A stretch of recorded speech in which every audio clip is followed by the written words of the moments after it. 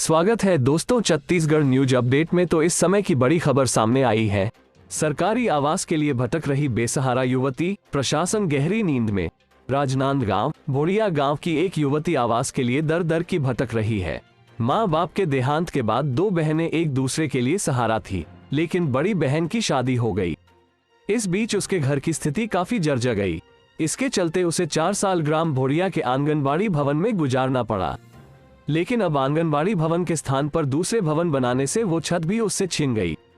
वो अब किराए के मकान में रहने को मजबूर है। राजनांदगांव के ग्राम भोड़िया के लीलू राम साहू की 2 बेटियां हैं। माँ बाप का साया सिर से उठने के बाद एकमात्र मकान ही उनका सहारा था, लेकिन वक्त के साथ मकान धीरे धीरे जर्जर हो गया। इस बीच बड़ी बहन रूपाली की शादी कर दी गई।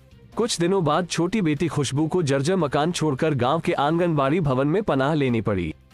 आंगनबाड़ी भवन में 4 साल गुजार दिए, लेकिन समाज को ये भी नागवार गुजरा और गांव वालों ने आंगनबाड़ी भवन की जगह पर मंगल भवन बनवाने का फैसला कर लिया। वर्तमान में खुशबू अपने गांव से 3 किलोमीटर दूर हल्दी गांव में किराए के मकान में रहने को मजबूर है।